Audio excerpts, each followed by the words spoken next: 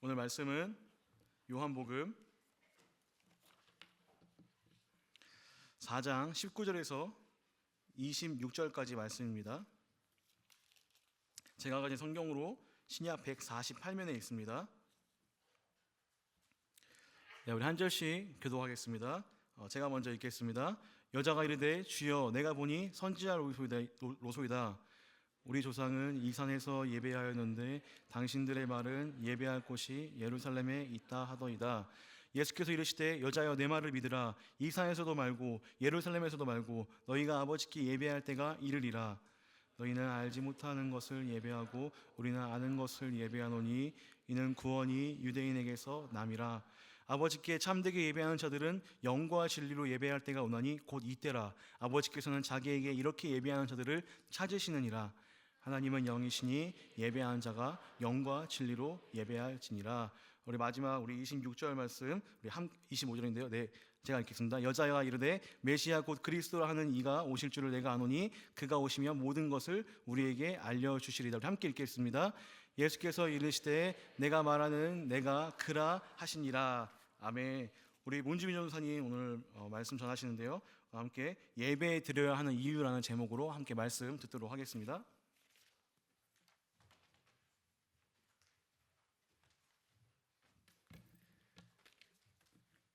네, 오늘 말씀은 읽으신 본문뿐만이 아니라 그 4장 1절서부터 42절까지 폭넓게 다루고 있어서요. 가능하시면 성경책을 안 닫고 제가 절들을 가끔씩 언급해 드리면은 저 전도사가 맞게 이야기하고 있나 체크하시면서 들으면 좋을 것 같습니다. 신일교회 오고 나서 여러분들을 조금씩 알아가면서 새롭게 알게 되는 것은 운동을 좋아하시는 분들이 이 신일교회 청년국에는 참 많은 것 같습니다. 저도 참 운동을 좋아하는데요. 혹시 여기 청년국에 계신 분들 중에 광명 사시는 분 계신가요? 네, 손을 들어 몇 명 알고 있어서 제가 여쭤봤습니다.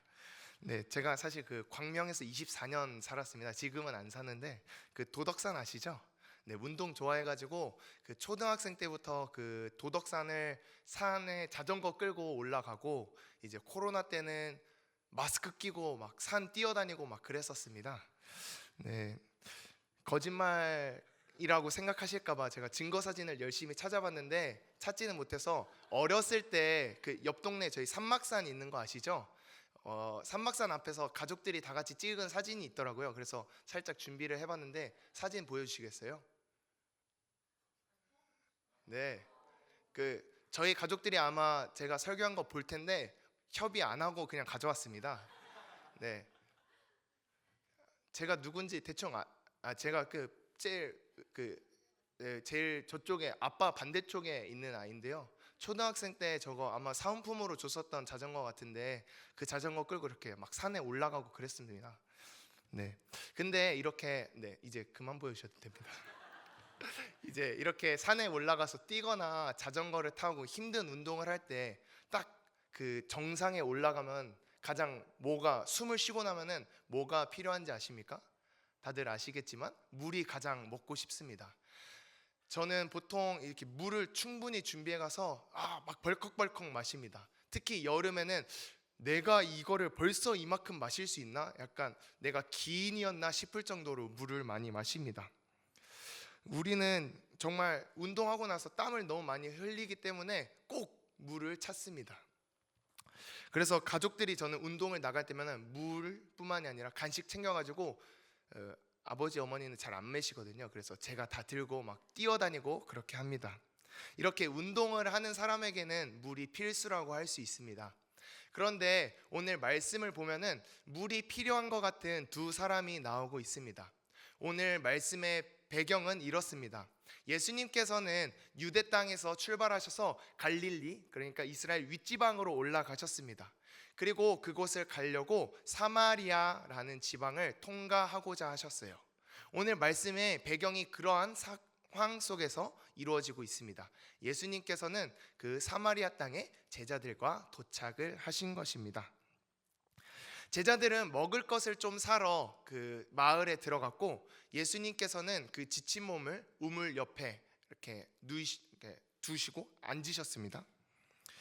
그때가 성경에서 보면은 6시라고 되어 있거든요. 근데 이 유대 이스라엘의 시간은 우리 시간이랑 개념이 조금 다릅니다. 그래서 6시를 어떻게 계산을 하면 좋냐? 6에다가 또 6을 항상 뭐 성경에서 보면은 12시다 뭐 9시다 이러면은 그냥 6을 더해 주시면 간편합니다. 그래서 6에다가 6을 더하면 몇이죠, 여러분? 네, 감사합니다. 제가 지지난주에는 영아부 가서 설교를 했는데 영아부 아이들은 이런 거를 대답을 못 해줘가지고 한번 해보고 싶었습니다. 네, 아무튼 12시쯤 되었고 이 때가 어느 때였을 것이냐, 이제 많은 신학자들이 연구하고 이렇게 성경으로 계산을 해보니까 한 5월쯤이 되지 않았을까라고 많이들 추측을 하고 있는 것 같습니다. 그러니까 이스라엘 그 더운 지방 12시에 예수님께서 그 더운 날에 걸어서 이동을 하셨으니까 예수님께서는 몹시 피곤하셨습니다. 그래서 6절을 보시면은 예수께서 길을 가시다가 피곤하여라고 표현이 되어 있는 것이죠. 그렇습니다. 제가 목마른 사람 2명을 소개해 드린다고 했는데 그중 한 명은 예수님이셨습니다. 그래서 그 목이 마른 예수님께서는 우물 곁에 앉으시고 우물에 물을 기르러 온 여인에게 말씀을 하셨습니다. 물 좀 주세요. 그러나 그 요청을 받은 여인에게는 그 요청이 조금은 이상한 것이었습니다. 우리가 생각할 때는 정수기에서 물 좀 달라고 하는 게 왜 어려울까 생각을 할 수도 있겠지만 그 당시에 유대 사람들과 사마리아 사람은 굉장히 사이가 안 좋았습니다. 유다 사람들은 사마리아 사람들이 이방인들과 피가 섞였고 너희는 하나님을 제대로 섬기고 있지 않잖아 라고 이야기를 하면서 사람 취급도 안 했기 때문에 유대인인 사람이 사마리아 사람에게 그렇게 부탁을 한다는 것, 특히나 그 당시에는 여자의 인권이 많이 낮았죠. 여자를 더 약한 자, 안 좋은 자로 취급을 했기 때문에 유대인 남자가 사마리아 여자에게 물을 달라 부탁을 하는 것은 그 당시에 매우 이상한 것이었습니다. 그래서 9절 뒷부분을 보시면은 이는 유대인이 사마리아인과 상종하지 아니함이러라 라고 설명을 해주고 있는 것도 이러한 배경 속에서 나타나고 있는 것입니다. 그래서 사마리아 여자가 말을 합니다. 그냥 말을 하면은 대화가 오늘 많은데 재미가 없을 것 같아서 그 소년시대가 유행이어서 사투리로 준비해봤습니다. 뭐요? 유대인 아니요?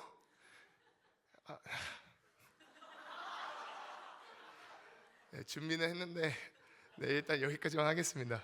근데 와 나한테 물을 달라 했어. 네, 그러자 예수님께서는 말씀하시죠. 예수님은 신성모독이 될 것 같아서 그냥 읽으려고 생각을 했습니다. 내가 하나님의 선물이 무엇인지 알고, 그러니까 여자가 유대인인데 왜 물을 달라 하느냐 이상하니까 물어본 거죠. 하니까 예수님께서는 오히려 이렇게 말씀을 하십니다. 네가 너에게 물을 달라는 사람이 누구인지 알았더라면 너가 오히려 나에게 물을 달라고 했을 것이다. 하나님의 선물이 무엇인지 알았더라면 너가 오히려 나에게 물을 달라고 했을 것이다 라고 조금은 생뚱맞은 이야기를 하십니다. 그러자 여자가 대답을 하는 것이죠. 네, 사투리는 이제 안 하겠습니다. 아니 당신은 지금 물 기를 그릇도 없어서 그 우물 곁에 앉아서 물도 못 마시고 있는 사람이 뭐 큰 소리를 치냐, 당신이 뭐라도 되냐. 이 우물이 성경을 보면은 야곱의 우물이라고 표현이 되어 있거든요.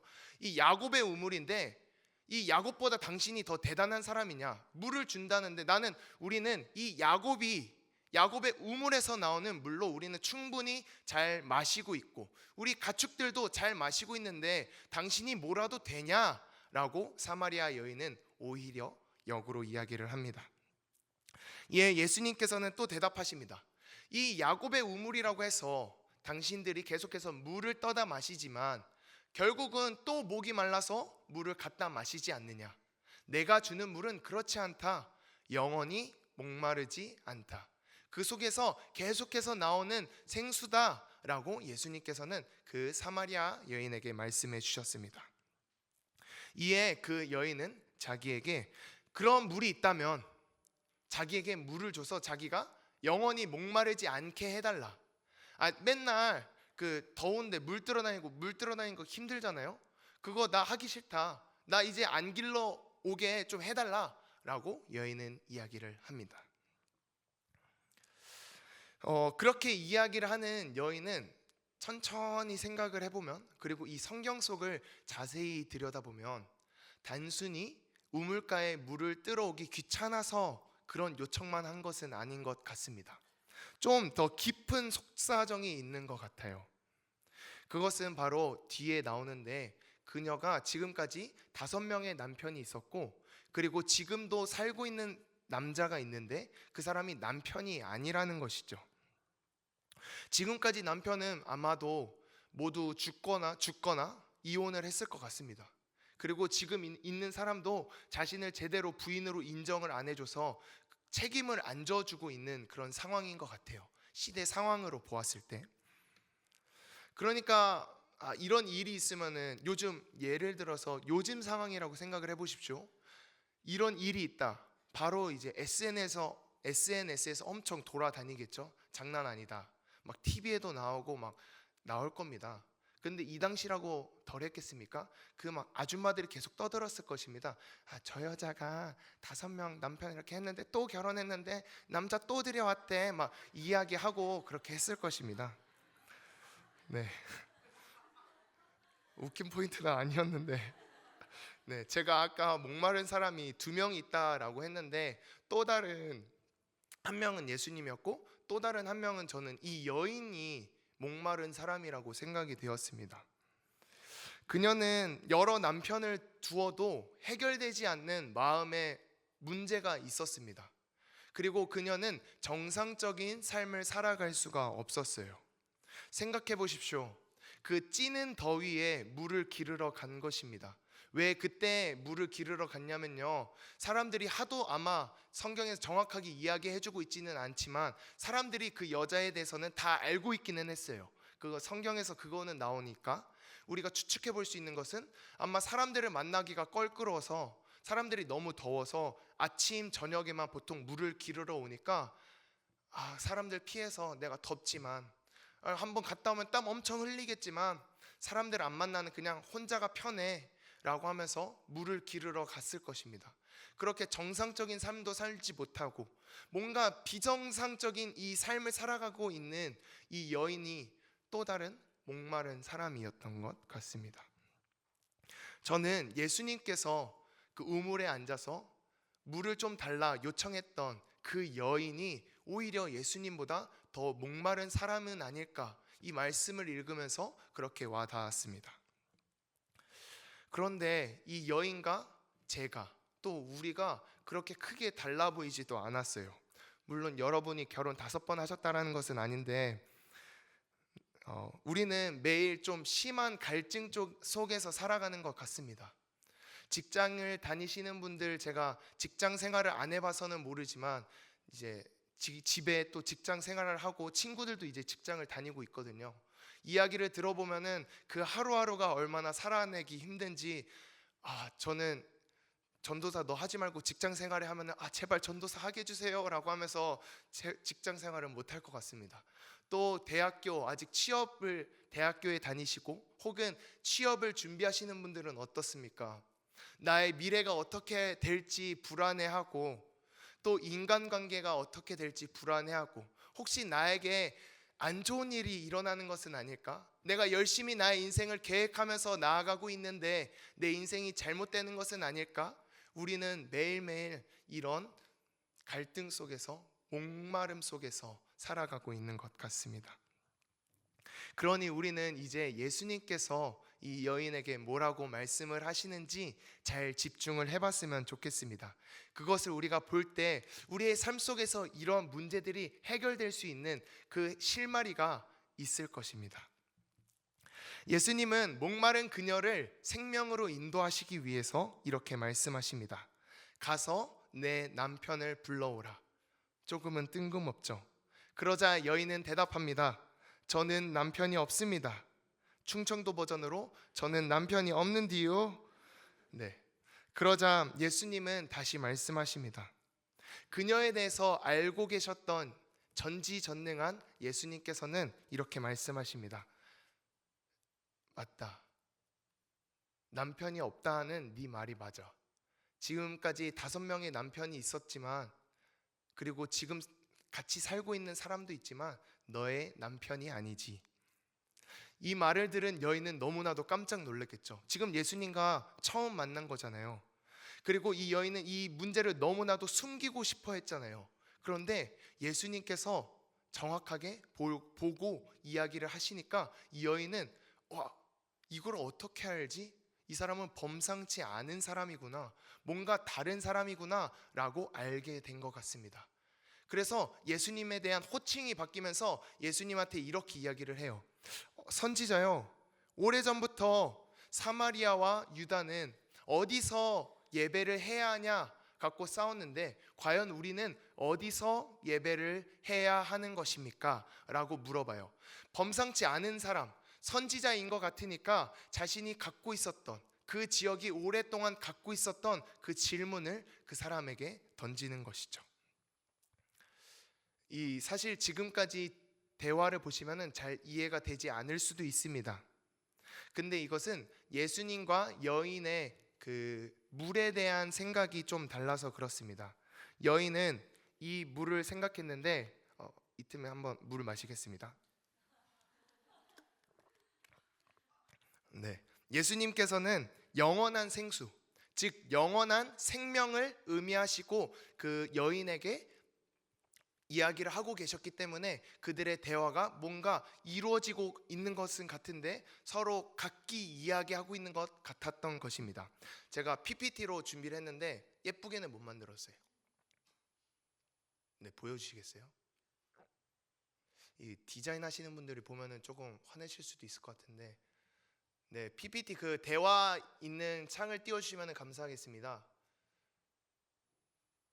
네, 안 되는 것 같군요. 아, 감사합니다. 네, 그러니까 이렇게 되는 겁니다. 처음에 예수님께서 물을 좀 달라 하셨죠. 근데 이제 유대인인데 왜 달라고 하냐라고 하는데 이 답이 좀 내가 누군지 안다면 오히려 물을 달라고 했을 것이다. 물 기를 그릇도 없으면서, 그러면서 예수님께서 내가 주는 물은 영원히 목마르지 않는 물이다. 넘겨주시면 그럼 물을 줘라. 그러면 남편을 불러와라. 남편 없다. 그러면 남편이 5명 있었는데 지금도 아니지. 헉, 당신은 선지자? 이런 대화가 이게 뭔가 이루어지고는 있는 것 같은데 잘 이루어지지 않고 있습니다. 근데 우리 아직 끄면 안 됩니다. 그 처음부터 다시 한 번만 보여주시겠어요? 우리 예수님의 관점에서 한번 살펴보겠습니다. 예수님 것만 보낸 거예요. 그리고 예수님께서 이 여인에게 영원히 마르지 않는 그 물을 주고 싶어 하신다, 그 생명을 주고 싶어 하신다라는 관점으로 한번 보면은 물을 좀 달라라고 이야기를 하시면서 그 여인에게 원래는 말도 안 거는, 사회적으로 봤을 때 그런 사람이었는데 말을 걸어 주시죠. 그러면서 내가 누군지 안다면 오히려 물을 달라고 했을 것이다 라고 하시면서 자신이 그리스도이심을 알 수 있도록 그 대화의 시작을 열어주신 거예요. 그리고 내가 주는 물은 영원히 목마르지 않는 물이다 라고 말씀을 하시면서 너가 얻어야 할 물은 이 물이다, 이 영원한 생명을 너가 얻어야 한다 라고 또 소개를 해주신 것이죠. 넘겨주시면 남편 불러와, 이거는 그냥 쓸데없이 하신 게 아니라 이 사람에게 자신이 그리스도이심을 나타내 보여주시고, 또한 이 사람이 갖고 있었던 깊은 문제, 그것을 해결해 주고 싶으셔서 예수님께서는 물어보신 것입니다.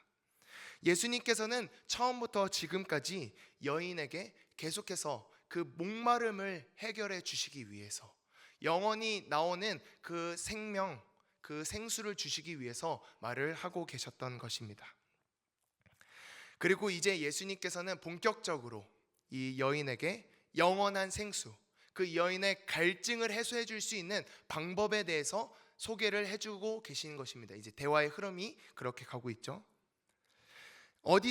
네, 이제 그만 보여주셔도 됩니다. 어디서 예배하는 것이 맞냐고 물어보는 여인에게 예수님께서는 이 사마리아에서 이야기하고 있는 이 땅도 아니고 유대 사람들이 주장하는 이 땅도 아니고 아버지께 예배하는 때가 올 것이다, 그리고 그 때가 오고 있다라고 말씀을 하고 계십니다. 그 대화의 정점이 되는 우리 내용을 우리가 같이 한번 읽어봤으면 좋겠습니다. 요한복음 4장 22절에서 23절 말씀인데요. 네, 23절 24절입니다. 죄송해요. 네, 23절 24절 우리 한 목소리로 한번 읽어보도록 하겠습니다. 시작. 아버지께 참되게 예배하는 자들은 영과 진리로 예배할 때가 오나니 곧 이때라. 아버지께서는 자기에게 이렇게 예배하는 자들을 찾으시느니라. 하나님은 영이시니 예배하는 자가 영과 진리로 예배할지니라. 그렇습니다. 하나님께서는 지금 예배에 대해서, 예수님께서는 예배에 대해서 설명을 해주고 계신 것입니다. 하나님께서는 여인에게 너의 삶 속에서 있는 그 목마름을 끊어버릴 수 있는 방법은 예배다 라고 설명을 해주고 계신 것이에요. 그런데 이 말씀이 잘 와닿지 않습니다. 여러분 삶 가운데 있는 그 문제들, 그것을 끊어낼 수 있다는 게 예배라는 것이 여러분은 정말 진짜 그렇지라고 와닿으십니까? 저는 처음에는 잘 그렇지 않았습니다. 그런데 말씀을 천천히 다시 한번 왜 예수님께서는, 하나님께서는 왜 이렇게 말씀을 하셨을까? 찬찬히 말씀을 다시 한번 살펴보니까 내가 사마리아 여인 같았구나 라는 생각이 들게 되었어요. 예수님께서는 계속해서 영원한 그 좋은 생수를 주고 싶어 하시는데 마치 나는 이 우물물, 그냥 지금 잠깐 목마르지 않는 거, 그것만 해결해 주세요 라고 구하는 그런 여인과 같았다라는 것이죠. 하나님께서는 너무나도 더 좋은 것, 큰 것을 주고 싶으신데 작은 것에만 목매어서 그 큰 것을 바라보지 못했다라는 것입니다. 혹시 이번 설날에 다들 세배하고 오셨나요? 네. 아직은 용돈을 받는 분들도, 혹은 이제는 너무 나이가 많이 드셔서 조카에게 용돈을 뺏기는 분들도 있으실 것 같습니다. 그런데 설날을 보면은 꼭 그런 아이들이 한 명씩 있습니다. 이제 1,000원에 꼭 꽂히는 거죠. 할아버지가 5만 원권을 주려고 하는데 아이가 1,000원을 보고 난 이게 좋아, 할아버지 나 이거 주세요 이렇게 하면은 이제 아이는 괜찮은데 뒤에 있는 부모님이 이제 속타기 시작하는 겁니다. 안 되는데, 이제 그러면은 부모님의 이제 강한 힘이 개입하죠. 할아버지께 감사하다고 해 이러면서 5만 원 A 손으로 그렇게 잡아오는 겁니다. 이게 그런 모습. 그러니까 하나님께서는 5만 원을 주려고 하시는데, 물론 비교할 수 없는 큰 것을 주려고 하시는데 우리가 너무 1,000원짜리에만 꽂혀 있지 않았나? 내가 이 작은 삶의 것에 꽂혀가지고 하나님께서 정말 이 문제 해결이 되는 근본적인 해결책을 주시려고 하는데 내가 그것을 못 깨닫고 있었구나 라는 것을 알게 되었습니다. 우리 삶 속에서 일어나는 여러 문제들이 있죠. 정말 너무나도 많습니다. 그런데 그 문제들은 어디서 시작되었냐 하면은 다 죄로부터 시작이 되었습니다. 아담과 하와가 죄를 짓기 이전에는 이 세상 가운데 아무런 문제가 없었어요. 완전히 깨끗하고 깨어진 것이 하나도 없었습니다. 그런데 인간이 죄를 짓자 이 땅 가운데 문제들이 생겨난 것이에요. 죄가 들어와서 사망이 생기고 저주가 우리 인생 가운데 들어오게 된 것입니다. 그렇기 때문에 우리 삶 속에서 우리가 겪고 있는 모든 문제는 다 우리의 죄로 말미암아 일어나게 되었습니다. 그런데 하나님께서는 그 문제를 해결해 주시겠다. 너희가 가지고 있는 그 근본적인 문제, 그것을 해결해 줌으로써 너희의 모든 문제가 의미가 없게 만들어 주겠다라고 이야기를 해주고 있는 것입니다. 하지만 이렇게만 이야기한다면은 세상 사람들은 이렇게 이야기를 할 수도 있습니다. 그게 뭐야? 정말? 지금 안 보이는 거 아니야?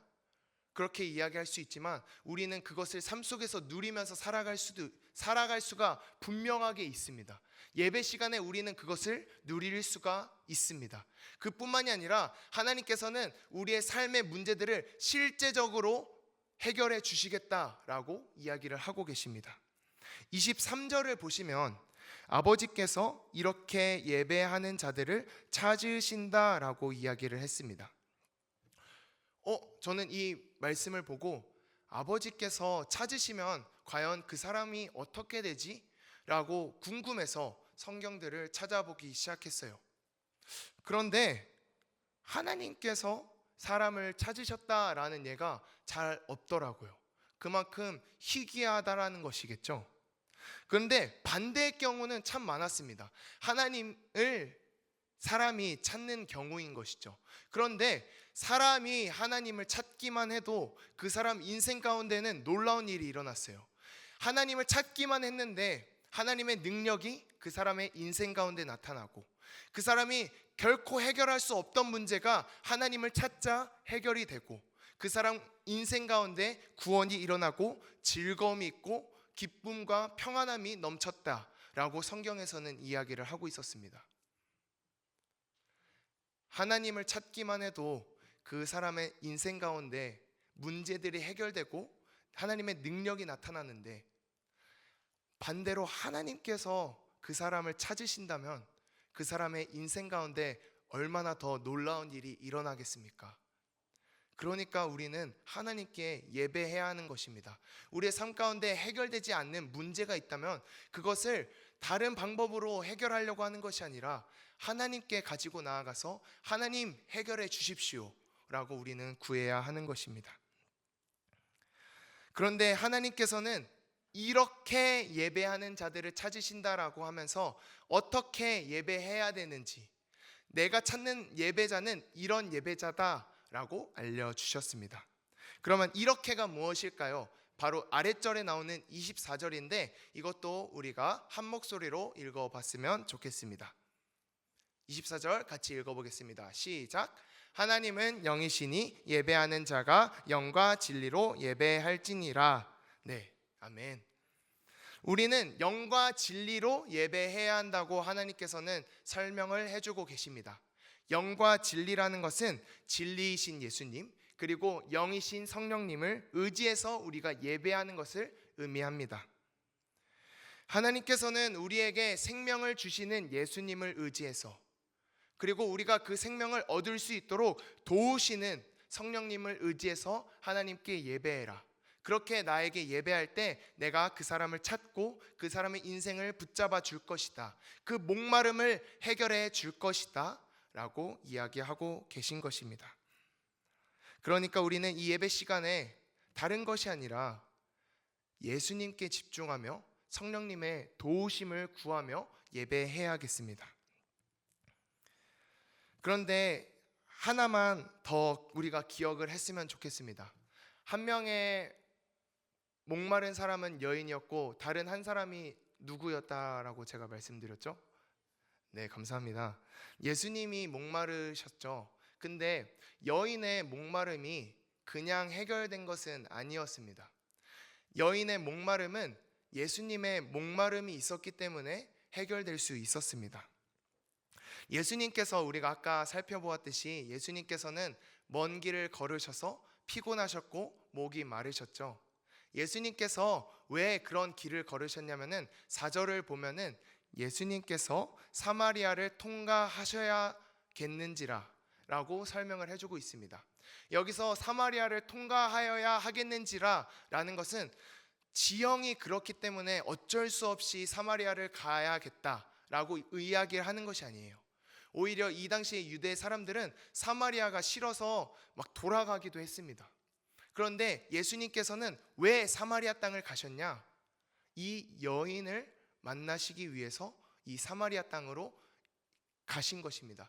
반드시 그렇게 했어야 되는 것이에요. 이 여인의 목마름을 해결해 주기 위해서 하나님이신 예수님께서는 인간의 몸을 입고 그렇게 힘들게 목마름을 입고 여인에게 찾아가셔서 여인의 목마름을 해결해 주셨습니다.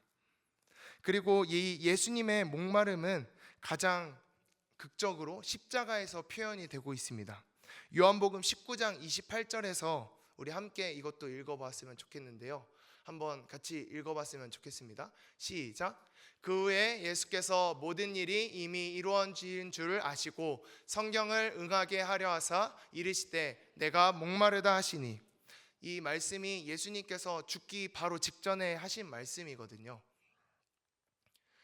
예수님께서는 우리의 목마름을 해결해 주시기 위해서 자신이 그 목마름을 감당하신 것입니다.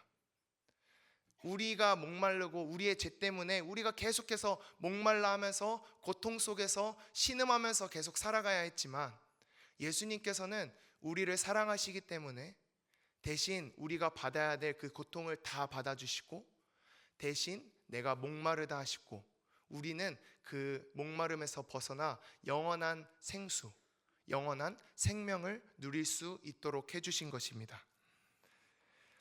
예수님은 이러한 목마름을 당할 필요가 전혀 없으셨어요. 그러나 우리를 사랑하시기 때문에, 단지 그 이유 때문에 이러한 목마름을 당하셨고 우리의 문제를 해결해 주신 것입니다. 그러니 우리는 이 예배 시간을 조금 더 소중히 여겼으면 좋겠어요. 우리를 보면은 우리는 예배 시간을 알게 모르게 조금 예배를 소홀히 여기는 경향이 있는 것 같습니다. 예배 시간에 핸드폰을 너무 쉽게 열어서 연락을 하죠. 그리고 너무나도 쉽게 딴 생각을 하는 것 같습니다. 그리고 예배 시간이 조금 집중 안 해도 괜찮아 라고 생각을 하는 것 같습니다. 그런데 그렇지는 않아요. 이 예배 시간은 예수님께서 자기의 몸을 찢어서, 말 그대로 예수님께서 직접 그 고통을 감당해 주셔서 우리에게 열어주신 생명을 얻을 수 있는 소중한 예배 시간입니다. 그러니까 우리 이 예배 시간을 좀 더 소중히 여겼으면 좋겠어요. 온 힘을 다해서 하나님께 예배했으면 좋겠습니다. 예수님께서 자신의 온몸을 바쳐 우리에게 생명의 길을 열어주셨는데, 우리는 왜 그 생명을 귀중히 여기지 않고 왜 이렇게 소홀히 여기고 있을까요? 이 예배 시간은 예수님께서 만들어주신 생명을 얻을 수 있는 소중한 시간입니다. 그러니 우리는 그것을 기억하면서 온 힘을 다해 하나님께 예배해야 할 것입니다. 예배에 관련해서 제가 예배 열심히 드리자 하면서 3가지 권면을 좀 드리고 싶습니다. 첫 번째로 권해드리고 싶은 것은 예배 10분 전에 나와 기도로 준비하기입니다. 우리가 지금 10분 전에 예배를 기도로 준비를 하고 있는데요. 아까 이제 영과 진리로 예배한다라는 것은 한 측면은 성령님을 의지하면서 우리가 예배한다, 해야 하는 것이다 라고 설명을 드렸습니다. 그러니까 우리가 예배 전에 모여서 우리는 예배를 사실 잘 드릴 수 없는 존재예요. 여기 있는 사람 아무도 빠짐없이, 한 명도 빠짐없이 다 그렇습니다. 그렇기 때문에 우리는 미리 와서 성령님의 도우심을 구하면서, 하나님 제발 이 시간에 제가 하나님께 잘 예배드릴 수 있도록 도와주십시오. 이 시간을 통하여서 생명이신 하나님을 내가 경험할 수 있도록 도와주십시오 라고 그렇게 기도해야 하는 것입니다.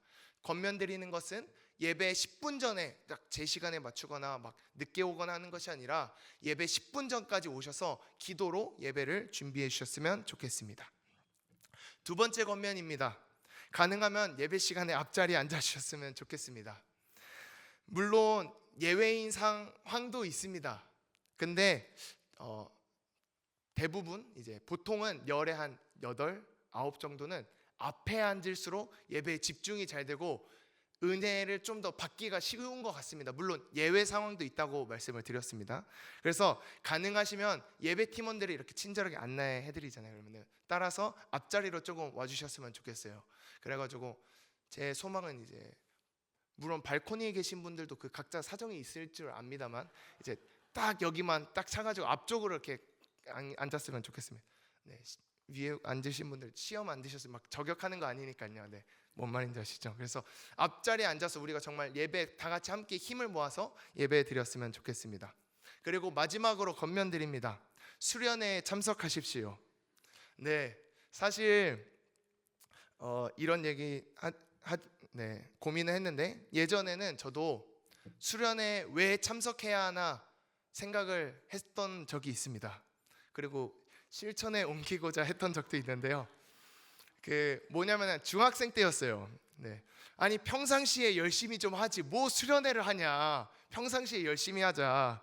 그래서 막 그 선생님한테 저 수련회 안 갑니다, 차라리 여기서 기도하겠습니다 막 이랬는데, 네, 그래서 저를 맡았던 조장 누나가 주빈이 제가 막 열심히 할 줄 알고 의지 많이 했는데 하면서 그 선생님한테 엄청 울고 막 힘들어했다고 커서 나중에 듣게 되었습니다. 그래서 나중에 미안하다, 사실 그러려고 했던 것은 아니고 막 설명을 하긴 했는데, 저는 근데 그렇게 수련회가 저도 왜 필요한지 몰랐는데 딱 제가 나 수련회 안 간다 하고 안 가진 못했고 끌려가긴 했습니다. 근데 그 수련회에서 경험을 했어요.